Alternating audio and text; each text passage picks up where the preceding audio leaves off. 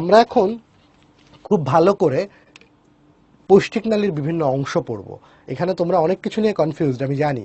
শ্বাসনালী, অন্ননালী, আলজিহ্বা, উপজিহ্বা, তারপরে হচ্ছে স্বরযন্ত্র, গলবিলি, এইগুলো কই যে কি থাকে, ছেলেমেয়েরা খুব পাজল থাকে, খুব কনফিউজ থাকে। তো আমরা চাইবো যে নেক্সট 10-15 মিনিট তোমরা খুব মন দিয়ে একটু খেয়াল করবা, তাইলে দেখবা পৌষ্টিক নালীর ব্যাপারে তুমি একদম বস হয়ে গেছো, এক্সপার্ট হয়ে গেছো পৌষ্টিক নালীর। আর কোনো রকমের কনফিউশন থাকবে না। আমরা নেক্সট 10-15 মিনিট একটু খুব মন দিয়ে খেয়াল করব, ঠিক আছে? ওকে, তাহলে আমরা প্রথমেই চলে আসছি। পৌষ্টিক নালীটা শুরু হচ্ছে মুখ ছিদ্র থেকে, ঠিক আছে? আমরা আসতেছি, দাঁড়াও, স্ক্রিনে একটু টাইম দাও। পৌষ্টিক নালীর শুরুটা হচ্ছে মুখ ছিদ্র থেকে, মুখ ছিদ্র। ওকে, মুখ ছিদ্র। ওকে, ফাইন। আমরা প্রথমে এখানে দাঁত টাত দেখতেছি, দন্ত সংকেত পড়বো আমরা, পরীক্ষার জন্য খুব ইম্পর্টেন্ট। আমরা শুরুতে পৌষ্টিক নালীর বিভিন্ন অংশগুলোর নাম একটু দেখব, ঠিক আছে? ডাইজেস্টিভ সিস্টেম, এটাকে আমরা আলাদা করে ফেলি, তাইলে একটু সুবিধা হয়ে যাবে হিসাবে। তোমরা একটু কাজ করো, দেখো আমাদের সবার সামনে তো আছে মুখ ছিদ্র। এরপরে মুখের ভেতর যে ফাঁকা জায়গাটা, ওই ফাঁকা জায়গাটাকে বলে মুখ বিবর। ফাঁকা জায়গাটাকে কি বলে ভাইয়া? মুখ বিবর। তোমরা এক কাজ করো, মুখ বিবরে মানে মুখের উপরের যে তালুতে দাঁতের ঠিক পেছনে একটু ধাক্কা দাও জিহ্বা দিয়ে। যে জায়গায় ধাক্কা দিছে ওই জায়গাটা শক্ত না, এই জায়গাটাকে আমরা বাংলায় বলি শক্ত তালু, ইংরেজিতে বলি হার্ড প্যালেট। কঙ্কালতন্ত্রে পড়বো, ওখানে প্যালেটাইন অস্থি থাকে, ওই জন্য প্যালেট। তাহলে মুখ বিবরের যে ছাদ, ছাদটা হচ্ছে সামনে হচ্ছে শক্ত তালু। আবার একটু পেছনের দিকে গেলে দেখবা একটা ট্যান টান ট্যান টান করে ঝুলতেছে, হা করলে দেখবা বেসিনের সামনে আয়না গিয়ে হা করলে দেখবা ট্যান টান করে ঝুলতেছে। ওই যে ট্যান টান করে যেটা ঝুলে, ওইটার নাম হচ্ছে আলজিব্বা। ওইটার নাম কি? আলজিব্বা। যদিও গাজী আজমল স্যারের বইয়ের এক এক জায়গায় এক এক রকম লেখা আছে, এই জন্য ছেলেমেয়েরা অনেক কনফিউজ থাকে। আমি ক্লারিফাই করে বলতেছি, যেটা ট্যান টান করে উপরে ঝুলতে থাকে ওইটার নাম আলজিব্বা। ইংরেজিতে ওটাকে আমরা বলি উভুলা। উভুলা। ওই উভুলা বা আলজিব্বাটা যে জায়গা দিয়ে ঝুলে, ওই যে পেছনের দিকে আমাদের শক্ত তালুর পেছনের দিকে থাকে কোমল তালু, যেটাকে ইংরেজিতে বলে সফট প্যালেট। Soft palate. তো কোমল তালুটার কাজ কি? খাবার যাতে উপরের দিকে, ধরো আমাদের নাসারন্ধ্রে বা নাকের নাসাগহ্বরে যাতে না যায়, এটার কারণ, এটা প্রোটেক্ট করে হচ্ছে কোমল তালু। সামনের দিকে শক্ত তালু, তাহলে জিব্বা দিয়ে ধাক্কা দিচ্ছ দাঁতের পেছনের জায়গায়, এটা হচ্ছে শক্ত তালু বা হার্ড প্যালেট। আর যেখানে পেছন থেকে ওই যে টান টান করে ঝুলতেছে উভুলা, ওই জায়গাটার নাম হচ্ছে কোমল তালু বা সফট প্যালেট। খাদ্যদ্রব্যকে নাসারন্ধ্রে বা নাসাগহ্বরে প্রবেশ করতে দেয় না কে বললে এটার আনসার হচ্ছে কোমল তালু বা সফট প্যালেট। এইবার তোমরা সবাই একটু ঢোক গিলো, একটু ঢোক গিলো তো, গিলছো ঢোক? তুমি ঢোক গিলছো যে নালি দিয়ে, এটাকে আমরা বলি ইংরেজিতে বলি ফ্যারিংস, বাংলায় বলি গলবিল, ঠিক আছে? তাহলে এটা কিন্তু ঐচ্ছিক পেশি, তুমি কিন্তু তোমার ইচ্ছা ঢোক গিলছো, ঠিক আছে? এটা কিন্তু তুমি চাইলেই গিলতে পারো, চাইলেই নাও গিলতে পারতা, তাই না? তাহলে গলবিল বা ফ্যারিংসের দৈর্ঘ্যটা লাগবে। গলবিল বা ফ্যারিংসের দৈর্ঘ্য হচ্ছে 12.5 সেন্টিমিটার। যদিও আলিম স্যারের বই লেখা আছে 10 সেন্টিমিটার, আমরা আজমল স্যারেরটাই মনে রাখবো, 12.5 সেন্টিমিটার। এবার আসো, গলবিলের আবার 3টা পার্ট আছে, একটু ভালো করে খেয়াল করো। গলবিলের একদম উপরের দিকের যে পার্টটা, এই যে দেখো এই পার্টটা, যেটা আমাদের নাসাগহ্বরের সাথে যুক্ত। তোমরা দেখবা স্ট্রোক করে যখন মানুষ প্যারালাইজড হয়ে থাকে, তখন নাকের মধ্যে দিয়ে নল দিয়ে খাওয়ায়, দেখছো না? তাহলে ওই নাকের ভেতর দিয়ে নল দিলে আলটিমেটলি যে নাসা গলবিল দিয়ে যাবে। তাহলে নাসা গলবিল, এটা ইংরেজিতে আমরা এটাকে বলছি ন্যাজো ফ্যারিংস, নোজ, ওখান থেকে ফ্যারিংস। এবার দেখো, নাসাগলবিলের ঠিক নিচে যে অংশটা থাকে এটাকে বলে মুখগলবিল। ইংরেজিতে আমরা এটাকে বলি ওরোফ্যারিংস, ওই যে ওরাল ক্যাভিটি মানে মুখ বিবর। ধরো আমাদের এই মুখগলবিলটা যদি আমরা একটু দেখি, দেখো এই যে দেখো মুখগলবিলের সামনে কিন্তু এখানে একটা ছিদ্র আছে, দেখো এই যে খাবারটা যাওয়ার জন্য, দেখছো? এই যে মুখগলবিলে এখানে কিন্তু দেখো একটা, এখানে কিন্তু ছিদ্র আছে, দেখছো?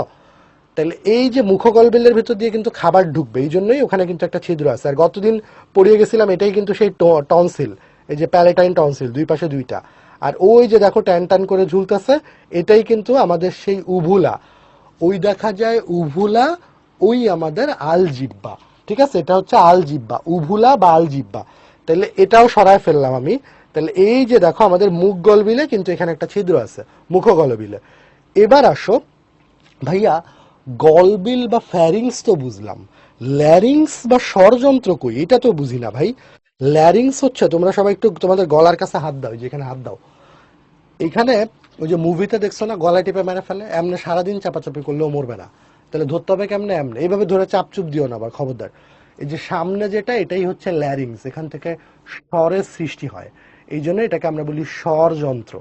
ঠিক আছে? এই যে ছেলেদের একটু বেশি উঁচু থাকে, এই যে অ্যাডামস অ্যাপেল বলি আমরা, থাইরয়েড তরুণাস্থি। বাইবেলে আসছে যখন অ্যাডাম আর ইভ সুখে শান্তিতে ছিল, আল্লাহ বলছিল সবই করবি, খালি ওই গাছের ফল খাবি না। আর ইভ তো অ্যাডামরে খালি বলতো এই আপেল খাও আপেল খাও, খাইবা না কিনলেই খাও। এরপরে তো অ্যাডাম খাওয়ার পরে মনে হলো এই আল্লাহ তো আমার খাইতে এটা নিষেধ করছিল। পরে আদম নাকি এখানে অনেকক্ষণ আটকে রাখার চেষ্টা করছিল, এই জন্য নাকি ছেলেদের এটা বেশি উঁচু হয়ে থাকে। আমরা শ্বসনতন্ত্রেও পড়বো এই জিনিসপত্রগুলা। তাহলে আমরা দেখতে পাচ্ছি আমাদের সামনে কিন্তু থাকে ল্যারিংস বা স্বরযন্ত্র, আর পেছনে থাকে হচ্ছে ফ্যারিংস। তুমি হাত দিয়েও বুঝতে পারো যে কথা বলার সময় দেখবা এই জায়গায় চাপ দিলে বোঝা যাচ্ছে যে স্বরের সৃষ্টি হচ্ছে। বা এভাবে মনে রাখতে পারো, ভাইয়া ক্লাসে শেখাইছিল অ্যালফাবেটিক্যালি এল আগে থাকে, এল। তাহলে ল্যারিংস থাকবে সামনে, ফ্যারিংস থাকবে পেছনে। ল্যারিংসের বাংলা হলো স্বরযন্ত্র, আর ফ্যারিংসের বাংলা হচ্ছে গলবিল। এবার দেখো আমরা কিন্তু গলবিলের দুইটা পার্ট অলরেডি পড়ে ফেলেছি, একটা হচ্ছে ন্যাজোফ্যারিংস, এরপরে দেখো আমরা আরেকটা পড়েছি হচ্ছে ওরোফ্যারিংস বা মুখগলবিল। এরপরে দেখো স্বরযন্ত্রের পেছনেও কিন্তু থাকে, স্বরযন্ত্রের পেছনে, এটাকে আমরা ইংরেজিতে বলি ল্যারিঙ্গোফ্যারিংস, বাংলায় বলি স্বরগলবিল। ভাইয়া তাহলে গলবিলের দৈর্ঘ্য 12.5 সেন্টিমিটার, এটার আবার তিনটা পার্ট। এক্স্যাক্টলি, এটার আবার তিনটা পার্ট। যে অংশটা নাসাগহ্বরের সাথে যুক্ত তাকে আমরা বলছি ন্যাজোফ্যারিংস, যে অংশটা মুখগহ্বরের সাথে যুক্ত, যেটার মধ্যে দিয়ে খাবার ঢুকতে পারবে, এটাকে আমরা বলতেছি মুখগলবিল বা ওরোফ্যারিংস। আর যেটা স্বরযন্ত্রের পেছনে থাকে সেটাকে আমরা বলতেছি স্বরগলবিল। ক্লিয়ার হয়েছে? তাইলে আসো দেখো, নাসাগলবিল, এখানে তো শুধু গ্যাস থাকবে, অক্সিজেন কার্বন ডাইঅক্সাইড গ্যাস থাকবে। মুখগলবিল দিয়ে খাবারও ঢুকবে, গ্যাসও ঢুকবে।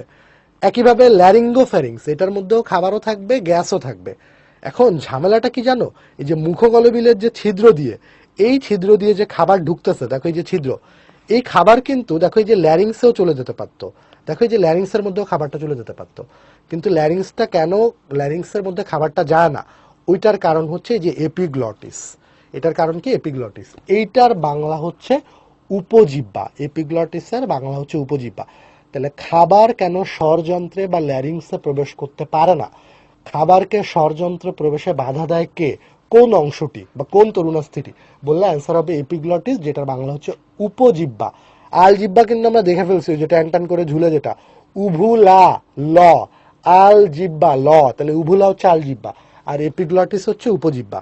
দেখো এই যে ল্যারিংসটা, স্বরযন্ত্রটা, এটাই কিন্তু পরবর্তীতে উন্মুক্ত হয় শ্বাসনালীতে, ট্রাকিয়াতে। তাহলে আমাদের শ্বাসনালী সামনে থাকে, আর গলবিল যেটা, এটাই পরবর্তীতে উন্মুক্ত হয় হচ্ছে অন্ননালীতে। তাহলে এটাও ক্লিয়ার করে ফেলো, সামনে কোনটা? শ্বাসনালী, পেছনে কোনটা? অন্ননালী। তোমাদের এখনো হয়তো এটা অনেকের একটু ইমাজিন করতে একটু প্রবলেম হতে পারে, মানে একেবারেই মনে হচ্ছে যে জিনিসটা খুব ভালো বুঝতেছি না। আমরা একটা অ্যানিমেশন দেখি, এটা দেখলে আমরা একদম পুরোপুরি ক্লিয়ার হয়ে যাবে আমাদের কনসেপশনটা। আমরা একটু পরে লালা গ্রন্থি পড়বো, পৌষ্টিকতন্ত্রের সাথে জড়িত যে গ্রন্থি, লালা গ্রন্থি। এই যে খাবার দাবার খাইতেছো, ধরো এই যে কাচ্চির আলু খেয়ে ফেলতেছো, তুমি আমার কাচ্চির আলু, আর এই যে লালা রস, স্যালাইভা, যেটাকে আমরা ইংরেজিতে স্যাপ বলি, স্যাপ কিন্তু ইংরেজি শব্দ, খরিত হচ্ছে, জিব্বা দিয়ে খাবারটা পেছনে চলে গেল। ওই যে দেখো, দেখছো? এই যে দেখো টান টান করে ঝুলতেছে, ওই দেখা যায় কি বলো? উভুলা ল, ওই আমাদের আল জিব্বা। ভাইয়া এইটার কাজ তো বললেন না। এইটা কারো যদি উভুলা কাটা পড়ে, তাহলে মনে হবে সে নাকে নাকে কথা বলতেছে, মানে স্পিচটা, মানে ভোকালটা একটু নজি নজি হয়ে যাবে, ন্যাজাল হয়ে যাবে। আবার এটা কিছুটা খাবার কোন দিকে যাবে এই ডিরেকশনেও হেল্প করে। আর এই যে দেখো উভুলার পেছনে যে জায়গাটা, ওইটাই কিন্তু কোমল তালু, ওইটা কোমল তালু, ওইটা হচ্ছে উপরের দিকে, মানে নাসা গহ্বরে যেতে দিবে না। খাবার চলে গেল, চলে গেল অজানার উদ্দেশ্যে, এইখানে আসো। দেখো এই যেটাই কিন্তু এই যে মুখগলবিল, দেখো মুখগলবিলের সামনে কিন্তু ছিদ্র আছে, এটা জিহ্বা। ঠিক আছে? তাহলে এই উপরে নাসাগলবিল, এটা মুখগলবিল, এটা কিন্তু স্বরগলবিল।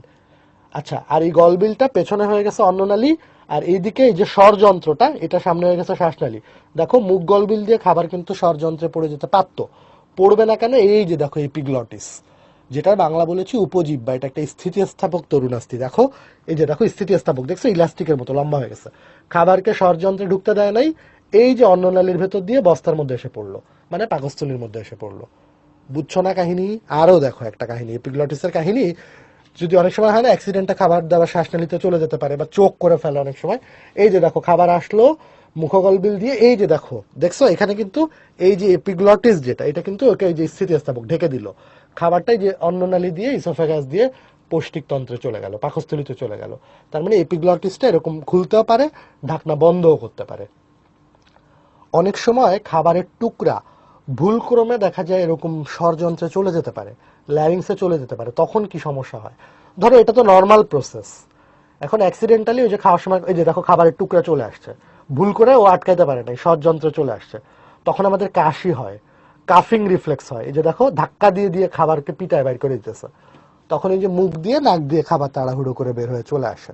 তাহলে আমরা একদম ক্লাসের শুরুতেই 6টা কনফিউজিং টার্ম, একটা হচ্ছে গলবিল বা ফ্যারিংস, এটা সামনে থাকে স্বরযন্ত্র বা ল্যারিংস, টান টান করে ঝুলতে থাকে উভুলা বা আলজিব্বা, আর খাবার স্বরযন্ত্রে প্রবেশ করতে দেয় না এপিগ্লটিস বা উপজিব্বা। সামনে থাকে আমরা দেখলাম হচ্ছে শ্বাসনালী বা ট্রাকিয়া, আর পেছনে থাকে অন্ননালী বা ইসোফেগাস।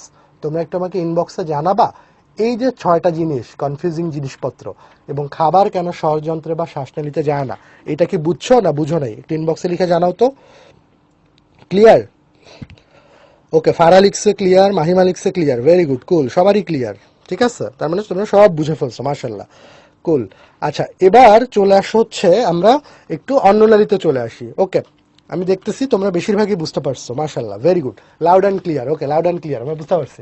তাহলে ভাইয়া আমাদের গলবিলের দৈর্ঘ্য হচ্ছে 12.5 সেন্টিমিটার। এইবার আসো অন্ননালী, মনে রাখবা অন্ননালীর দৈর্ঘ্য গলবিলের ডাবল। এই তাহলে 12.5 ডাবল করলে কত হয়? 25 সেন্টিমিটার। তাহলে গলবিল 12.5, অন্ননালী হচ্ছে 25 সেন্টিমিটার, হলো তো। এবার আসো হচ্ছে লিভার, এই যে আমাদের কলিজা, আজকে আমরা আমাদের কলিজার ব্যবচ্ছেদ করব, ঠিক আছে? কলিজা খুব ভালো করে পড়বো, কলিজাটাকে আপাতত একটু সাইড লাইনে রাখি আর কি। এবার চলে আসো হচ্ছে আমাদের পাকস্থলী, দেখো এই যে পাকস্থলীটা, ঠিক আছে, এটা হচ্ছে পাকস্থলী। আচ্ছা, পাকস্থলীর দৈর্ঘ্যটা কত? পাকস্থলীর দৈর্ঘ্যটাও লাগবে। অন্ননালী ছিল কত? 25, পাকস্থলীও 25-এর আশেপাশি।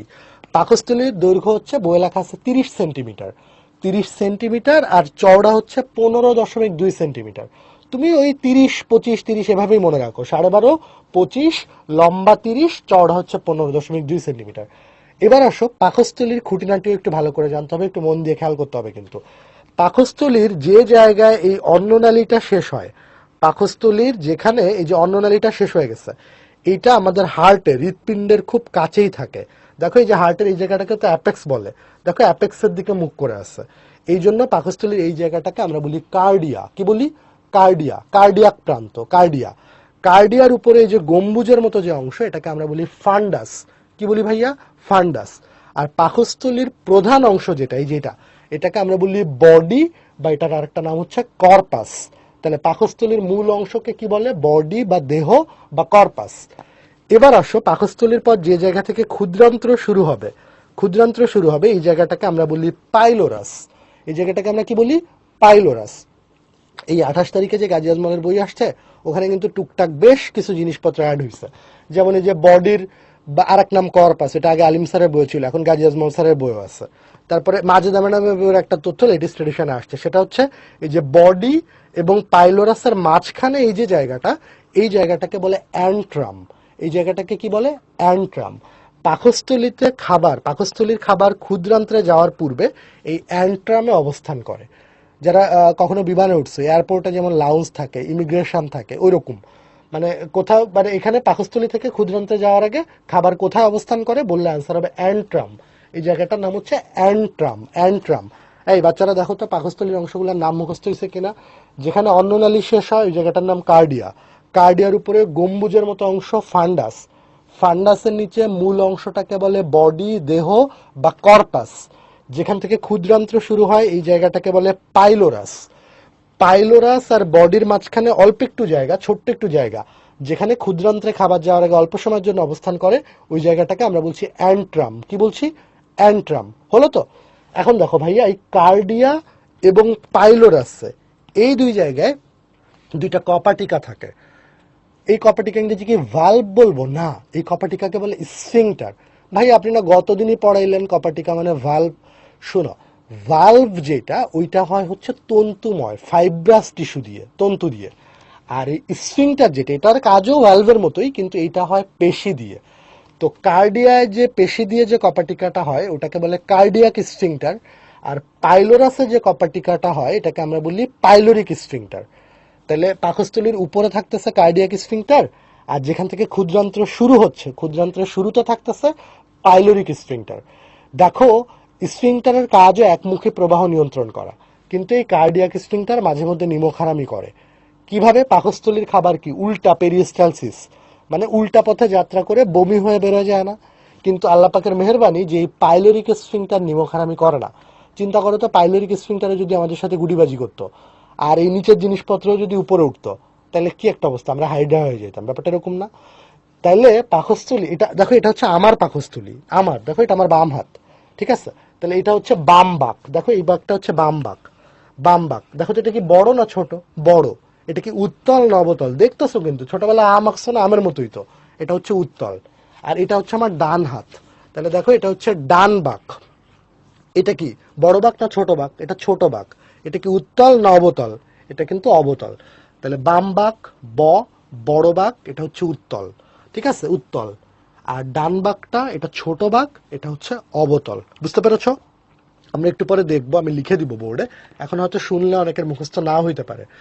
পাকস্থলীর প্রস্থচ্ছেদে আমরা 5টা স্তর পাই। সবচেয়ে বাইরে যে স্তরটা পাই এটাকে বলে সেরোসা। আমি সেরোসাটা সরাই ফেলছি। সেরোসার ঠিক পরে যে স্তরটা থাকে এটাকে বলে পেশি স্তর। তোমরা দেখলে খুব ক্লিয়ার কাট বুঝতে পারার কথা।